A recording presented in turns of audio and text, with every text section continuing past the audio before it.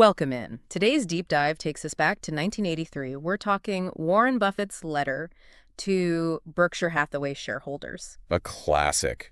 You sent this in, and I can see why you're looking to unlock some of that Buffett magic, because this letter It's a good one. is a gold mine. Oh, yeah. We're talking his philosophy on business investing, really just everything. It's like a direct line to his brain. You know what I mean? Okay. It's like you get to see how he's thinking about things. And the best part is that this isn't just some dusty old document. It's still relevant. Oh, absolutely. Even today. Yeah. We're talking acquisition criteria. We're talking thoughts on stock splits, All the good stuff. all the really juicy stuff. But for me, the real gem is how Buffett defines intrinsic business value. Couldn't agree more. I mean, that's the cornerstone of his whole approach. So let's talk about that. Okay. Intrinsic value, what is it? How does Buffett see it? So imagine this. You're not just buying a stock. Okay. You're buying the entire business. Right. Intrinsic value is what that business is truly worth based on its ability to generate cash, grow its profits Gotcha. over the long haul. So we're not talking about It's not about the day-to-day. Yeah. It's not about the quick wins. long game. Forget the stock ticker. Yeah. This is about the fundamentals. And Buffett really emphasizes this right from the get-go. Oh, absolutely. He talks about this partnership mentality. Okay. He wants to have with his shareholders. He doesn't want people who are just jumping in and out. Right. He wants people who are in it for the long haul, just like him. And he even kind of calls out those short-term thinkers, right? He does. He compares chasing quick stock gains to like a ridiculously expensive game of musical chairs. Laughs, Yeah. which is such a Buffett thing to say. He's not afraid to be blunt. He's like, listen, if you're in it for the quick buck, this is not the place for you. I kind of love that. Yeah. Speaking of being blunt, can we talk about his stance on stock splits? Oh, yeah. Because it's not what you typically hear from Wall Street. No, not at all. He's practically allergic to them. Yeah. But when you understand his point of view, it makes sense. Okay. He wants to attract a very specific type of shareholder, someone who is aligned with his long-term vision. The slow and steady wins the race. Exactly. He thinks stock splits attract the wrong crowd. The get-rich-quick folks, not the build a legacy folks. Exactly. He wants partners, people who are focused on that underlying value of the business, not just the price of a share. So this whole first part of the letter, it's like he's setting the stage, right?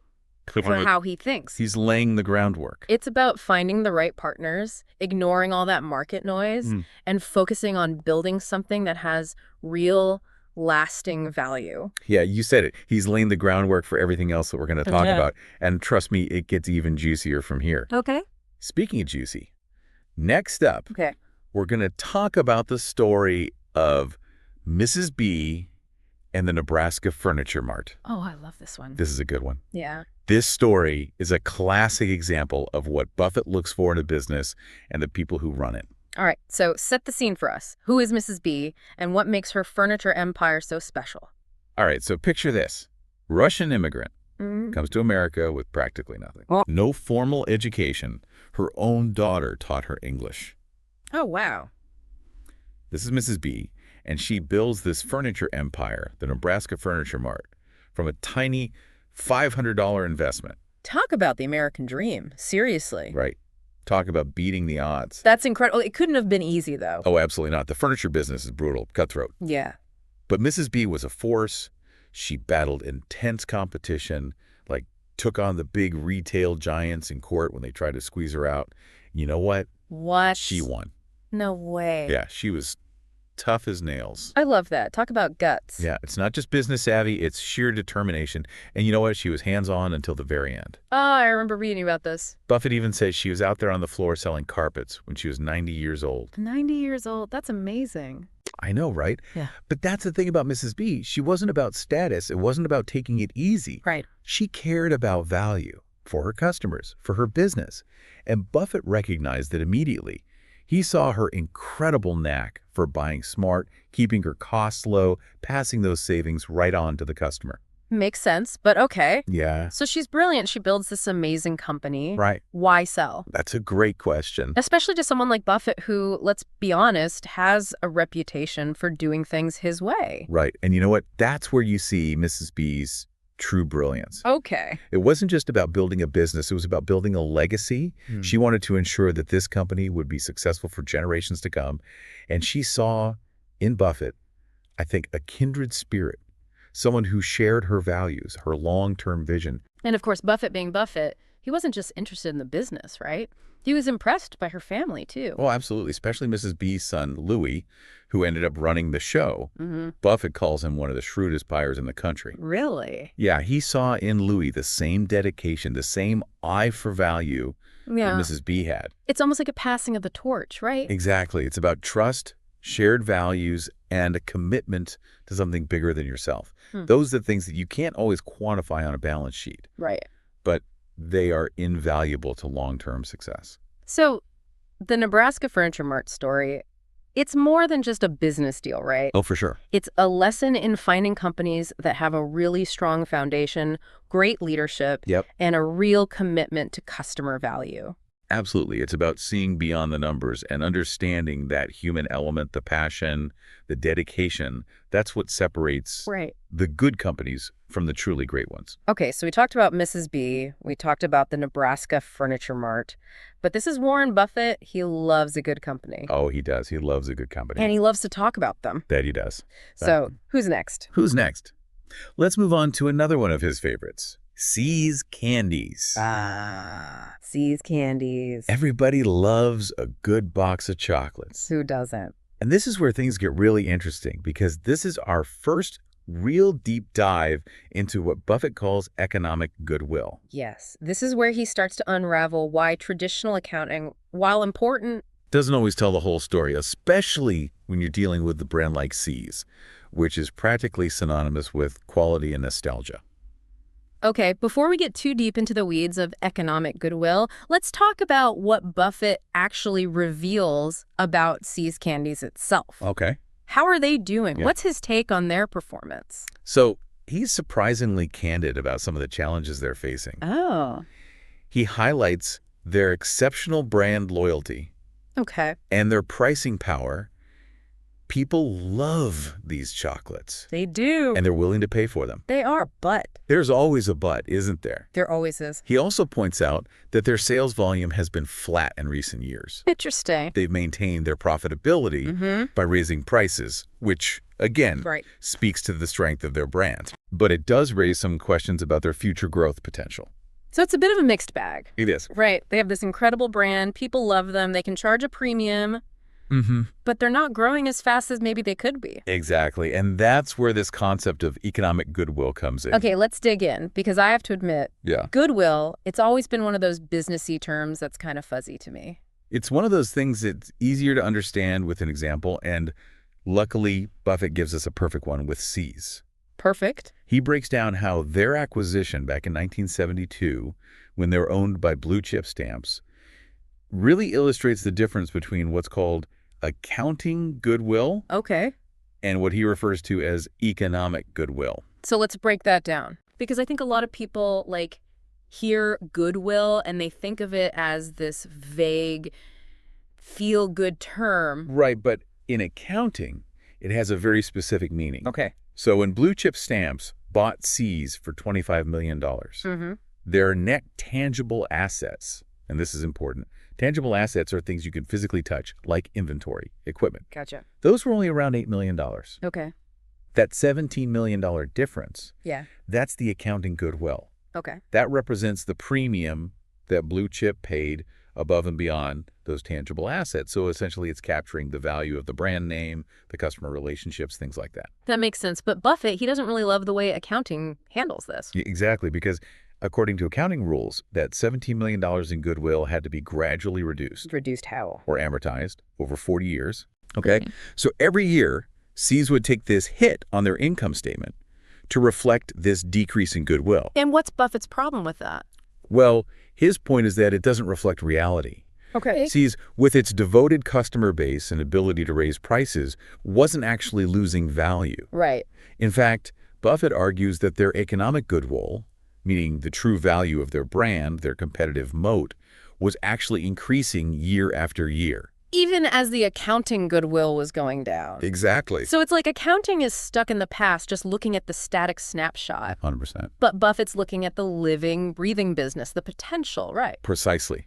And he uses this brilliant analogy to kind of drive this point home. He says, imagine a company with a fantastic consumer franchise, but very few tangible assets. Maybe they're renting their facilities, using technology, instead of owning a bunch of equipment. Right. Would you ignore their earning potential just because their balance sheet doesn't have a ton of physical assets on it? Of course not. No way. That would be crazy. Exactly. Okay, so that's where this idea of economic goodwill comes in. That's it. He's saying, don't be blinded by the balance sheet. Yep. Look for the intangible advantages. 100%. The brand loyalty, the efficient operations, the things that create lasting value. The things you can't always touch. It's like judging a book by its cover versus actually reading the whole thing. Red laughs. Like that you get it. Okay, so we talked about this idea of economic goodwill. How does this tie back to how Buffett actually chooses the companies he invests in? So this all circles back to his investment criteria, which he actually lays out in detail in this letter. And it boils down to this. He's looking for businesses with a proven track record of earning power. They got to be making money. Exactly. Minimal debt, Okay. good returns on equity, and simple, understandable business models. The kind of business that, like C's, can generate high returns without needing to constantly plow tons of cash back into operations. 100%. He calls those cash cows, and they are his favorite. They sound lovely. They are, because they generate more cash than they need to maintain their operations, which gives them the flexibility to invest in growth, maybe pay dividends, or weather those economic storms. Smart. And just as important as the numbers, Okay. he wants to see a strong management team in place. He wants businesses that can practically run themselves because he believes in empowering great leaders. So it goes back to that partnership mentality, right? Exactly. He's not a micromanager. He's looking for businesses that have a solid foundation, a team that's passionate about what they do. It sounds so simple when you put it like that, but I think this letter really highlights how Buffett thinks differently than a lot of other investors. Absolutely. He's not just looking at the numbers, he's looking at the whole picture. 100%. And that's something we can all learn from, whether you're managing your own portfolio or just trying to understand the business world around you. Exactly. Don't just check the stock price or the latest earnings report. Ask yourself, what's their economic goodwill? What are those intangible strengths? Are they building something with lasting value? That's the Buffett approach. And it served him well for a reason. It has. It really has. This Mrs. B story, it's not just some heartwarming anecdote, like Buffett just stuck in the letter. Right. It's important. This is vintage Buffett. Right? He's giving us like a master class in what to look for in a business. Okay. And in the people running it. So paint us a picture. Yeah. Who was Mrs. B? What made her furniture empire so special? All right, so picture this. Russian immigrant comes to America, practically nothing to her name. Wow. No formal education. Her own daughter actually taught her English. Oh, wow. This is Mrs. B, and she builds this furniture empire. The Nebraska Furniture Mart from a tiny $500 investment. It's incredible. That's amazing. Talk about the American dream, right? Beating the odds. Yeah, you don't hear stories like that very often, especially in a tough business like furniture. Oh, absolutely not. The furniture business, it's brutal. Yeah. It's cutthroat. Yeah. But Mrs. B, she was a force. Well, hey? Battled intense competition. Even took on, like, the big retail giants in court. They tried to squeeze her out. No way. And you know what? What? She won. Really? Yeah, she was tough as nails. I love that. That's amazing. Yeah, and she was hands-on until the very end. Oh, yeah, I remember that from the letter. Buffett even says she was out there on the floor selling carpets when she was 90 years old. 90. 90 years old. That's incredible. I know, right? But that's the thing about Mrs. B. She wasn't in it for the status. She wasn't in it to take it easy. She cared about value. Okay. For her customers, for her business. So Buffett must have... And Buffett saw that immediately. Okay. He saw her incredible knack for buying smart, keeping your costs low, passing those savings directly on to the customer. Okay, so that makes a lot of sense. But she's brilliant. She's built this amazing company. Right. Why sell? That's a great question. Especially to someone like Buffett, who, let's be honest, he's got a bit of a reputation for doing things his way. That's where you see Mrs. B's true brilliance. Okay. It wasn't just about building a business. It was about building a legacy. Okay. She wanted to make sure that that company would be successful for generations to come. And I think she saw in Buffett a kindred spirit, someone who shared her values, her long-term vision. It's a good point. Yeah, and of course, Buffett being Buffett. Right. He wasn't just interested in the business. Right. He was impressed by her family, too, especially her son, Louis, who ended up running the show. Oh, that's right. Buffett called him one of the shrewdest buyers in the country. Wow, high praise. Yeah, he saw in Louis that same dedication, that same eye for value that Mrs. B had. It really is like a passing of the torch. Exactly. It's about trust, Yeah.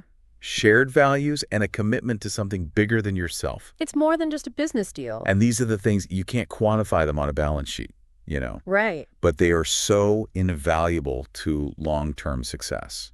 So the Nebraska Furniture Mart story, it's more than just a business deal, right? Oh, for sure. It's a lesson in finding companies that have a really strong foundation, Yep.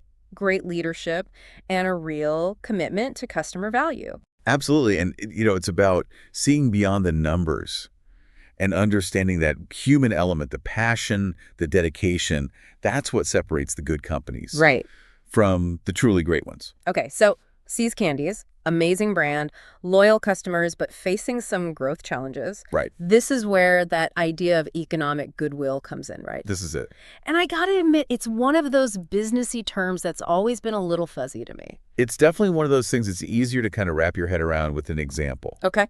And luckily, Yeah. Buffett gives a perfect one with See's. Okay. He breaks down how their acquisition back in 1972, when they were owned by blue chip stamps, illustrates this difference between what we call accounting goodwill and what he refers to as economic goodwill. Okay, so let's break that down. Because I think when people hear goodwill, it's this vague, feel-good term. Right. And, and accounting, it has a very specific meaning. Okay. So when blue chip stamps bought See's for $25 million, Right. their net tangible assets, and this is important, tangible assets are things you can physically touch, like their inventory equipment. Okay. That was only around $8 million. Now, where's that other?